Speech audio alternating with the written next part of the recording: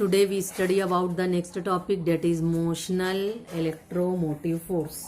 तो motional electromotive force में इसमें हम दो टाइप देखेंगे. एक होगा पहली type translational motion of a conductor. Translational motion of a conductor. Translational motion of conductor.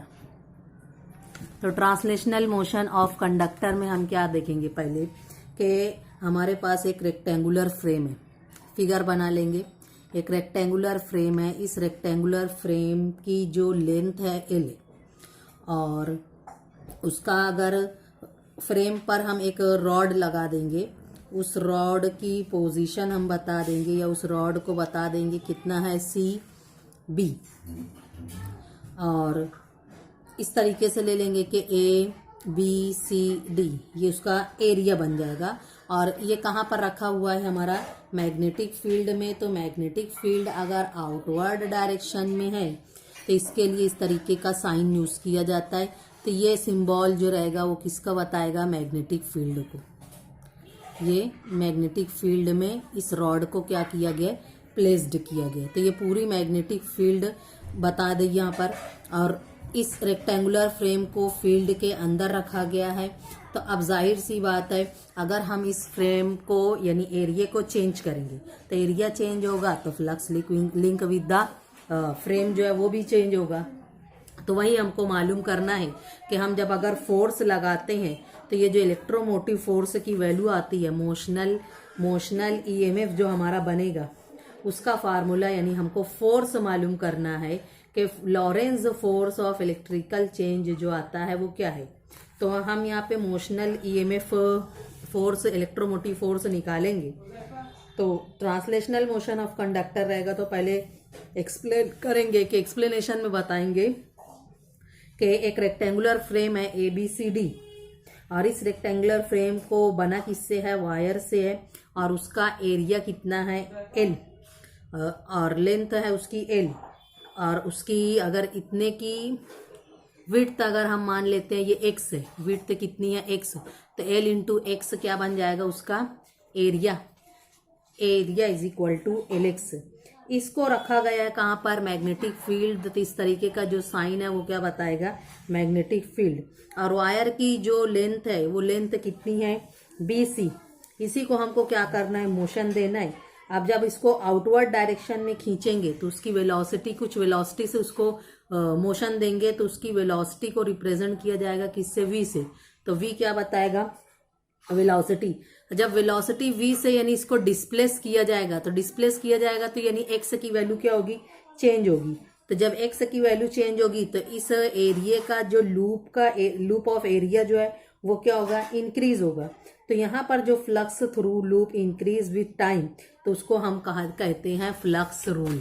क्या कहा जाता है उसको, फ्लक्स रूल. तो फ्लक्स रूल क्या रहेगा कि अगर मोशन देने के बाद area of the loop with respect to time change होगा तो ये हमारा क्या बनेगा, फ्लक्स रूल. तो अब ये फ्लक्स रूल की वजह से जाहिर सी बात है जब फ्लक्स चेंज होगा तो EMF इंड्यूस्ड होगा. अब ये EMF जो इंड्यूस्ड होगा उसको हम रिप्रेजेंट कर रहे हैं E से. तो EMF इंड्यूस्ड जो इस कंडक्टिंग सर्किट में होगा जिसको हम मैग्नेटिक फील्ड में रखे हैं, तो ये क्या जनरेट करेगा, करंट, और उसको हम रिप्रेजेंट करेंगे. अब इसको जाहिर सी बात है हमारी अगर एक फ्रेम है, इस फ्रेम को अगर मोशन दे रहे तो इसका कुछ ना कुछ रेजिस्टेंस होगा. अब ये जो रेजिस्टेंस है तो इसकी वजह से क्या होगा, वो induced current are very small producing negligible magnetic field. अब जो फ्लक्स लिंक हुआ तो फ्लक्स का फार्मूला हम बनाएंगे फ्लक्स रूल से. तो फ्लक्स इज इक्वल टू, ये तो क्या है हमारा EMF है ना, flux is equal to, flux का फार्मूला क्या है, B.A. फ्लक्स किसके इक्वल होता है, B.A के. तो flux is equal to BA cos of theta. Dot product हटेगा तो कॉस थीटा लगेगा. अब flux is equal to B into area की वैल्यू हमको मालूम है क्या है, LX. तो ये क्या हो जाएगा, BLX. अब मैग्नीट्यूड के फॉर्म में लिखेंगे तो हम उसको लिख सकते हैं BLX. थीटा की वैल्यू अगर हम 0 ले लेंगे तो cos 0 कितना हो जाएगा 1। तो बी कितने की इक्वल हो जाएगा बी एल एक्स, यानी कितना ईएमएफ इंड्यूस्ड हुआ, तो ये कितना हो जाएगा phi is equal to B L X. अब जब ईएमएफ मालूम करना है तो EMF is equal to d phi by d t, value रख देंगे d by d t as it is. Flux की वैल्यू कितनी होती है बी एल एक्स अभी निकाले तो यहाँ पर रख देंगे बी एल एक्स। अब यहाँ पर इसमें जो कांस्टेंट टर्म है, एक दफ़े जो मैग्नेटिक फील्ड लगा दी है वो तो सेम है, B outside the derivative. Length जो है वो हमारी बी सी की फिक्स है, कितनी है एल, वो फिक्स है। चेंज क्या होगा, जो हम चेंज करेंगे तो उसका एरिया, ये एक्स की वैल्यू चेंज होगी तो इसको लिखेंगे derivative of d x with respect to t d t. तो अब change in displacement with respect to time क्या बनता है वेलोसिटी, तो ये क्या हो जाएगा बी एल वी। तो ये एक इक्वेशन मिल गई हमको, E is equal to B L V. अब V क्या बताएगा यहाँ पे, velocity of the wire increasing the length x। अगर x की वैल्यू इंक्रीज होती है तो जो इंक्रीजिंग वेलोसिटी है उसको रिप्रेजेंट किया जाएगा V से। अब यहाँ पे हमको एक फोर्स मालूम है कि लॉरेंज फोर्स क्या है, जो हम स्टडी कर चुके हैं लॉरेंज फोर्स। तो लॉरेंज फोर्स किसके इक्वल होता है, force F is equal to Q V cross B। अब यहाँ पर ये जो फोर्स है लॉरेंज फोर्स एक्सपीरियंस है वो किसके परपेंडिकुलर है, V एंड B के, और which is parallel to the BC। तो the Lorentz force F is constant along the length of the wire BC। V and B are constant and zero elsewhere। velocity for stationary part यानी CDAB of the wire of the frame अगर हम निकालेंगे तो Lorentz force से value निकालेंगे तो जाहिर सी बात है, अगर हम उसको मोशन दे रहे हैं, यानी ये सी डी को मोशन दे रहे हैं, ये सी डी अगर इसको डिस्प्लेस कर रहे हैं तो वर्क करना पड़ रहा है, तो वो वर्क किसके इक्वल होता है, फोर्स इंटू डिस्प्लेसमेंट के। वर्क इक्वल होता है किसके, force into displacement, force into displacement. तो फोर्स को हम रिप्रेजेंट करें एफ से, डिस्प्लेसमेंट कितना हुआ, उसकी लेंथ चेंज होती है कितनी, एल। तो अब फार्मूले में वैल्यू रख दिए, फोर्स की वैल्यू तो हमको मालूम है कितने के बराबर है, क्यू वी क्रॉस बी। तो वर्क डन की एक्सप्रेशन जो है वो क्या बनेगी, work done is equal to, work done is equal to,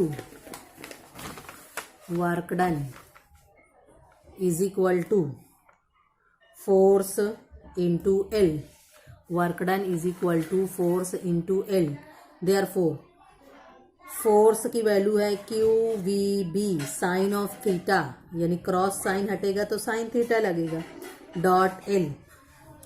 अब यहाँ पर थीटा क्या है, angle between B and V. Theta क्या है, angle between V and B.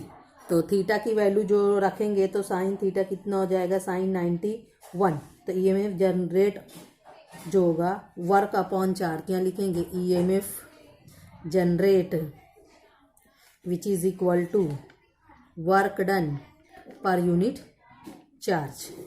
Work done को रिप्रेजेंट किया जाएगा किससे, W से। वर्क डन को रिप्रेजेंट करेंगे W से, चार्ज को रिप्रेजेंट किया जाएगा Q से। तो EMF E is equal to, work done की वैल्यू हम निकाले ऊपर कितनी आई है, वर्क डन की value Q V B sine theta into L divided by charge. अब यहाँ पर साइन थीटा की वैल्यू कितनी ले लेंगे, साइन 90 कितना होता है 1, तो थीटा की वैल्यू कितनी हो जाएगी 1, तो ये कितना हो जाएगा, क्यू क्यू कैंसल हो जाएगा। तो फार्मूला क्या बचेगा, वी बी एल, इसको लिखा जाता है E is equal to B L V, E is equal to B L V. इससे पहले कि हम एक्सप्रेशन में निकाले थे E इक्वल टू, E किसके इक्वल आया था हमारा, E is equal to B L V, E equal to B L V. उधर भी निकाले E इक्वल किसके आया, बी एल वी के। तो दोनों एक्सप्रेशन से हम निकाले कि E इक्वल होता है किसके, बी एल वी के। तो rate of change of flux हमको अगर फाइंड आउट करना है तो जो हमारा लॉरेंज फोर्स का ऑफ इलेक्ट्रिकल चार्ज वो हम एक्सप्रेशन में किस तरीके से लिखेंगे, F is equal to Q V cross B, यानी जो लॉरेंज फोर्स अभी बताया गया था कि लॉरेंज फोर्स किसके इक्वल है, V F is equal to Q V cross B. तो ये इक्वेशन लिखेंगे, F is equal to Q V cross B. तो यहाँ पर एक्सप्रेशन रख देंगे कि F is equal to Q, अब इसकी वैल्यू रख देंगे E plus V cross B, E plus V cross B. यानी ये किसके लिए निकाले कि फैराडेज लॉ से हम ये ऑब्जर्व किए कि electric and magnetic field are related by a new law, magnetic flux is changing with respect to time और इलेक्ट्रिक फील्ड आर जनरेटेड।